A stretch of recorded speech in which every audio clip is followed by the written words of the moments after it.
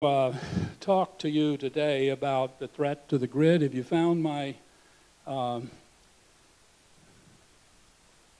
view graphs? If you can put it up on the stage, go to the first view graph. I want to talk to you generally about the threat to the grid, but I don't want to dwell on that. Do I need to change this, or can you do it for me?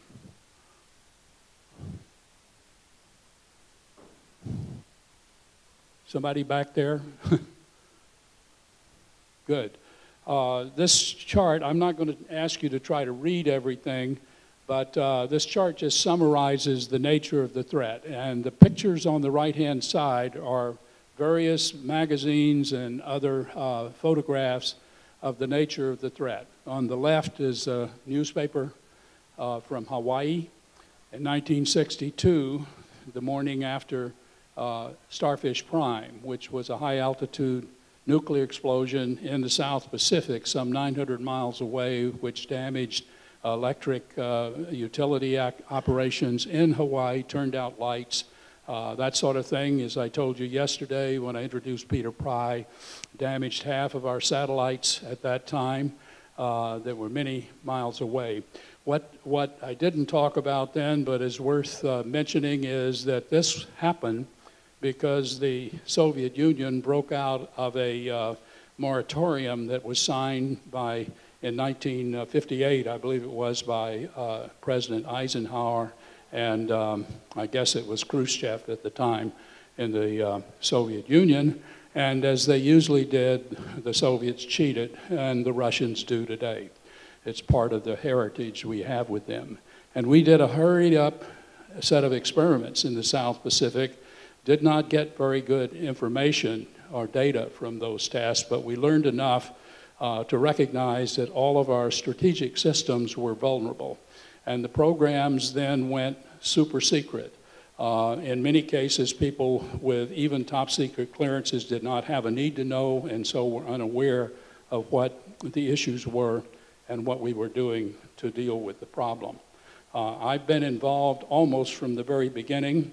Bill Graham, who chaired the EMP Commission, and I were lieutenants together in the Air Force Weapons Laboratory in Albuquerque, New Mexico, at roughly this time period, and we worked hard on our strategic systems to make them hard, not only against EMP, but all the nuclear effects. And I have to tell you that because you can't do everything to deal with this threat, we had to pick and choose, and we chose to protect the systems that assured that the president could respond if we were attacked by the Soviets with this kind of a threat. And that's what we worked to harden. And therein lay the strategy of retaliation. Mutual assured destruction became the watchword name for it.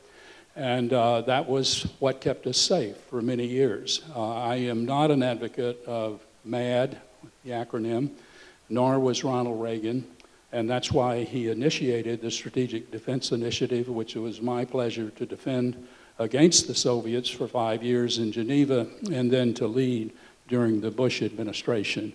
The others, in the middle is Ted Koppel's book, Lights Out, which is on the cyber threat. Frankly, that one is quite well recognized now and is dealing with it. Here in South Carolina, you have a South Carolina Cyber Initiative that's addressing this problem across the state with universities and so on. And in Fort Gordon, Georgia, in Augusta, near where we live, is the Army's new Cyber Command being stood up and making that a growth area for the state.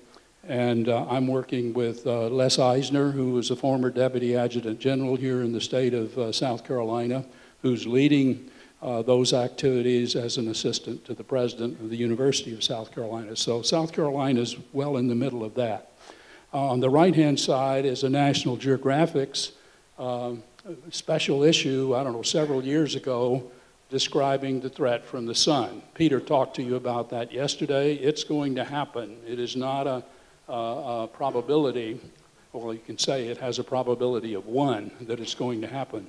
The only uncertainty is we don't know when, but when it does happen, if we have not prepared, it will take down the electric grid, not only in our country, but around the world. And so we'll be sent back to the 18th, 19th century, but without the agricultural base that we had at that time. And people estimate that up to 90% of the American people could die. There will be people who will tell you these are exaggerated claims. I don't stand with them. I don't think they're exaggerated at all. On the bottom is a substation out next to San Jose. It's called the Metcalf substation, which was taken down several years ago. And at the time, serious studies indicated that there were several, I think 9 was the number, substations like this, which could be identified around the nation if it were expertly attacked, as this was, and many of us believe maybe it was purposefully not taken entirely down. That would have taken down all of Silicon Valley in California at the time. Those 9 substations, if lost, could, for an indefinite period of time, could take down the electric power grid of the entire nation, creating the same effects as the nuclear and solar threat. Next chart, please. Now, what I want to give you in this briefing is it's a sobering story, of course, and we're nowhere near there yet, but there's some positive things going on you should be aware of. And in the first place, President Trump understands this problem, and this is a comment out of his national security policy statement that he made on the 18th of December. I believe it was the first time that the president actually, by spoken word, issued this policy statement, which is also written. Usually in the past, when it's been put out, it's come out in document form only. So I've highlighted the line underlining there of the sentence that says, the vulnerability of the U.S. critical infrastructure to cyber, physical, and electromagnetic pulse attacks means that adversaries could disrupt the military command and control, banking and financial operations, the electric grid, and the means of communication. So the president understands the nature of the threat that we're against, and that's the good news. The problem is the deep state that he has under him, left over from the Obama administration without very many new people on board, went almost a year before there was any members of the Department of Defense below the Secretary and the Deputy Secretary of Defense that were confirmed in their posts. That is slowly changing now, but after a year. But he's inherited a system that was broken, and it's still broken, and it's going to be a challenge to fix it. Next chart. South Carolina can have a major role to play in dealing with these issues. This chart shows on the right-hand side Air Force One, President's airplane he flies on. If you look up at the top of the picture, you'll see a dipole. It is a means of testing that aircraft and all of its electronics against electromagnetic pulse. We do this. We have been doing this sort of thing in various ways since the 1960s. We understood the problem a half century ago. We knew how to fix it a half century ago. And unfortunately, the deep state is keeping that information from the electric power companies around the nation, some of whom, and more, a growing number of whom, want to deal effectively with this problem, and we're taking an important role here in South Carolina. Another reason to be positive is we have a commander at Strategic Command. Do you all know who Strategic Command is? It used to be called SAC in the days of they're the people who are in charge of all our strategic forces. And actually, he also has a major command role of our missile defenses as well, above Northern Command and NORAD, which provides warning.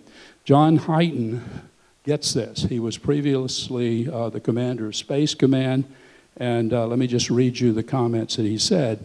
Our nation as a whole has not looked at EMP.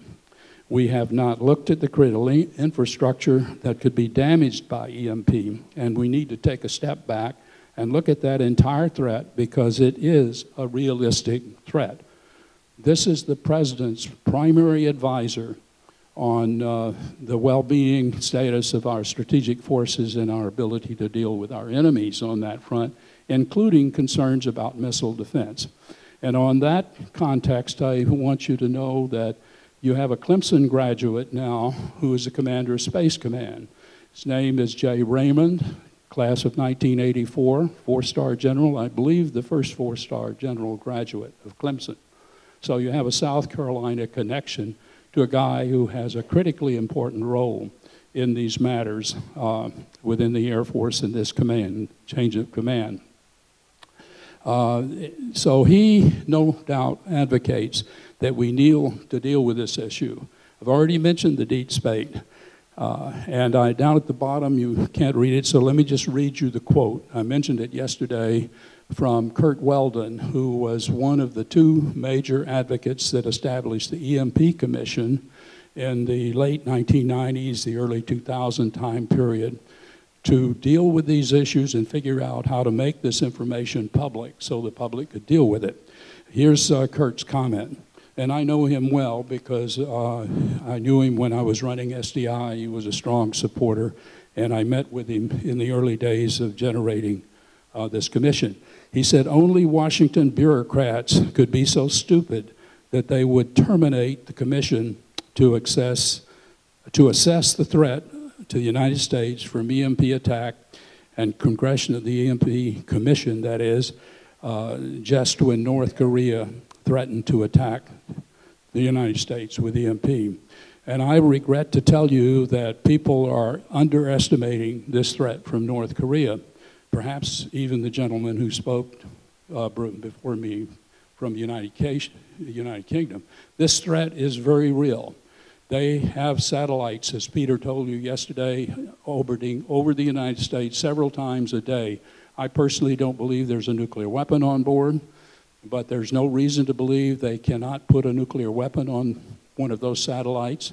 They were launched in 2012, 2016. There's no reason it can't be launched in 2018, 2019, whenever the North Koreans choose to do it, carrying a nuclear weapon detonated over the United States and create the effects we're talking about. They don't need reentry vehicles. They don't need accuracy and all that other nonsense that a lot of people are apologizing for. And furthermore, the missiles and the launchers that they got from China and Russia and that information are in fact tested activities as well. So North Korea is in fact a serious threat today. And unfortunately, we just dismantled the only independent voice within the bureaucracy that was dealing with this threat, the EMP Commission. And something new is going to be formed, but it's going to be a political food fight, as you're seeing going on in Washington now, between those who still believe there's not a problem and those that do. And Democrats will be half the new commission, and it'll be a political fight on that front. I personally believe that President Trump should take this on head-on now that he's acknowledged it's a threat, and by executive order, establish an operation within the White House. And he can model that operation on what is referred to as the Marsh Commission on Critical Infrastructure, which operated in the 1980s, established by Bill Clinton. It did great work. It is part of the reason that the cyber world today is being taken more seriously, because that commission took careful review of where the government across all of the organizations was on the nature of the threat, the realistic assessment of not only what the threat was then, but what it could become and what we know exists now. We need the same sort of thing to update that report. The Marsh Commission report, if you can't remember anything else, call it that, tell your representatives that that's what we ought to do, and it ought to be done purely and simply by executive order by President Trump. Next chart. Now, I want you to understand how problematic this threat is. I am also on the board of directors with the Foundation for Resilient Societies. It's in New Hampshire. Several members of that commission are closely aligned with the EMP Commission. I serve pro bono, just as I do on all of the work I'm doing with the energy companies here in the state. I don't want their money. I wouldn't take their money if they tried to give it to me, because I don't want there to be any question about why I'm doing what I'm doing. I'm doing it for my grandkids, and now thanks to Scott and Susie and their son Robert and his wife Brittany, I'm a great-grandparent. So that's what's important to me. We need to deal with this problem. But North Korea could just do a test up above the atmosphere, and it could cause catastrophic damage to the undersea cables. I worked on that at Bell Labs too once upon a time. And if those cables go down, the means of transferring something like $10 trillion a day of economic information and cash around the world would be gone. Okay, so that's no small thing, and not to mention all the lack of other information that goes by way of the undersea cables. At best, 7% of the needs on that front are provided by our satellite systems, which could also be damaged, by the way, by this same test. And that's a test that doesn't bother to try to target Guam, which they have indicated is a target, the North Koreans, and that's, of course, a U.S. territory, or Hawaii, that had the false alarm last week. Next chart. So I'm not going to read this chart, but it's Bill Graham's letter to, and you have this available on our webpage. You could read it and should read this, from Bill Graham, chairman of the commission, letter to Dick Perry, Rick Perry, the Secretary of Energy, complaining about a whole bunch of things that should be under the Energy Department's purview, which are not being dealt with properly. And while Peter gave Perry a kudo yesterday for trying to deal with FERC, I have to say that it didn't even bother to reply to Bill Graham, nor did General Mattis, Secretary of Defense, to letters he wrote to the Secretary of Defense and about the problems within the Defense Department. So those bureaucratic centers are not doing anything to deal with this problem that's obvious or apparent. All the more reason why we need this Marsh Commission in the White House. Next chart. Now, South Carolina is doing more than just trying to press President Trump to do something, and those of you who've heard me talk before know on the margins of what we're doing. You all know where Lake Wylie is?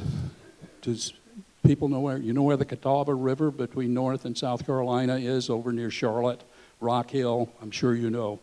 We're working with Duke Energy people who provide the electricity to that part of the state, and they operate 3 key power plants on Lake Wylie. One's a coal plant, one's a nuclear plant, and one's a hydroelectric plant. And the key problem, if we lose the grid, will be to assure the safety of our nuclear plants. They will shut down if the grid goes down. And then the issue is, how do you keep them safe? And by that, I mean, how do you keep the cooling water going? So at least that infrastructure that powers the pumps, the cool, the rods, primarily the rods, but also the reactor itself, after such a shutdown, is critical. And so that's what's being worked hard on in the Lake Wylie project. I learned another critical issue, though, in our progress there. Anybody here know Jimmy Bagley? Does that name ring a bell? He's another Clemson man. He's the vice mayor or the deputy mayor or whatever they call it of Rock Hill. And he's an electrical engineer graduate of Clemson. Been working with him, told him I wanted to figure out what the infrastructure problem was, not just Duke Energy's problem, because they sell electricity, but the citizens of York County get their electricity not from Duke Energy, but from Rock Hill Utility Company inside of Rock Hill and throughout the states, at least 1, maybe 2 other co-ops. And so the infrastructure that belongs to them is critically important. I said, I want to work with your hospital in Rock Hill. I assume you know how important water is generally, but into the hospital operations, it's urgently important. If you lose water in a hospital and don't have reserves for it, people start dying within 4 hours. So this is not a small thing. If you lose the grid, hospitals go down. So Jimmy made it possible for us to work with all of the people working the water infrastructure. I consider it, next to electricity, the most important of the utilities to be dealt with. And met with the engineer at that hospital, been very cooperative, got George Baker, who is a member of the foundation board of directors as well, who gives his time to work down here with us to do this, to go through and look at what they're doing. Turns out they're modifying their operations, so trying to fix things when you're doing it the first time so that they're done right is less expensive than fixing it later. And so they're very much on board trying to work with us on this. When I asked the engineer who he dealt with in Washington on the issue, he illustrated another problem. I said, who at DHS do you work with? He said, well, no one at DHS. I work through the Department of Health and Human Services. So we're now talking about critical infrastructure that isn't under the province of the Department of Defense or the Department of Energy or the Department of Homeland Security. And I went back to DHS and asked them how they manage it, and they said, well, we have committees. We have 16 committees associated with each of the critical infrastructures and the committee of the whole. How many of you have ever been associated with accomplishing anything that was run constructively, quickly, efficiently by a committee? That's what we're doing in Washington. So Washington's broken, and that's why what we're doing at Lake Wylie is so important. We're running a pathway through this. A few people are beginning to understand what we're doing. We're really doing an in-depth study, again, not on government money, not under any of these other places like the power companies, of the cost estimates, not only for that area, but for the rest of South and North Carolina, and for ultimately the entire nation. Young man who has a master's degree, I think, from MIT, is leading that activity for us. Thank you. Next chart. I'm going to make this through. You've seen this chart before. It just shows you the dots of all the nuclear power plants. That's the main thing to get from the chart. It's, they produce 20% of the nation's electricity. In South Carolina, half of ours. Next chart. And you just heard about the problems with Santee Cooper and SCANA. So this is a picture of the couple of the operations at Lake Wylie. I've already told you what's on this chart. The key thing to take away is that we're working the problem there with full cooperation of the folks. The key issue that we have learned about is the disconnect of the physical infrastructure that's important. I'm satisfied Duke Energy is going to take care of their infrastructure as best they can. We're trying to help make sure they have the information to do it. But the electricity that gets to the people get their electricity from co-ops and other places. They buy their electricity from Santee Cooper or from SCANA or for some of these other places. But their infrastructure is what's important to bring the electricity to your homes. How many of you get your electricity from co-ops? We get ours from, yeah, okay. So, and there are about 2,000 such companies across the nation. We have a crazy quilt that grew up helter-skelter over the years from rural electric power and other things. And fixing this problem is going to be complicated. We have to take priorities in doing it. And we're running the pilot study in Lake Wylie that's going to let us know how to do it. Next chart. One just final word. We have a threat from the south. Peter, again, mentioned this. They come from satellites. That's what the pictures on the left is about. North Korea and Iran, which worries me at least as much, if not more, than North Korea in such a threat. We want to put Aegis ashore sites, the same systems we have on our ships, some 35 now deployed around the world, several around North Korea. Japan as well. Take those components, put them on land. It's called Aegis Ashore. It's deployed in Romania and Poland, and Japan is buying 2 sites of their own. We should be deploying them on a few of those military bases around the Gulf of Mexico. Key one at Tyndall Air Force, which is 1st Air Force, has the responsibility of the air defense of the entire continental United States. And the commander of the 263rd Army Air and Missile Command up in Anderson, South Carolina, is a deputy of his, actually has responsibilities for the defense of the national capital, and as an adjunct to the operations here. So South Carolina is again in the loop of what could be a solution set here, and I'm trying to work with them as well. Next chart. I think we're getting there. This is the last chart. Just saying I'm going to work hard as I can. First with Duke Energy, Rock Hill, York County, the various co-ops. I intend to work closely with the Adjutant General's office here in South Carolina. Bob Livingston is an electrical engineer from Georgia Tech. He understands what we're trying to do and is backing what we want to do. The 263rd Army Air and Missile Defense I just mentioned. And then we want to pull together an integrated game plan and seek support not only in South Carolina through the legislative regime, but through our legislatures in Washington to take this message further. And most of all, we need the citizenry of South Carolina beginning, I think, pretty soon now. I'll send a flag to Joe when to turn on, because I don't want help until we really know what we're doing, because otherwise it'll create a bunch of noise in the system.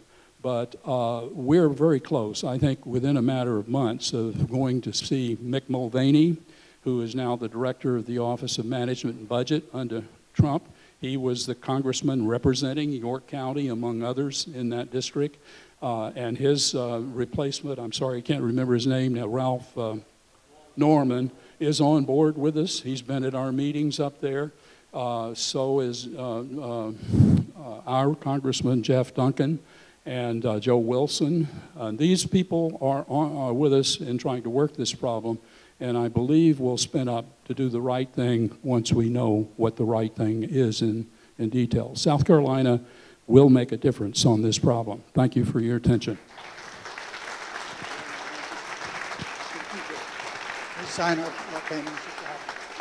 I signed it yesterday. Thank you, Ambassador Cooper.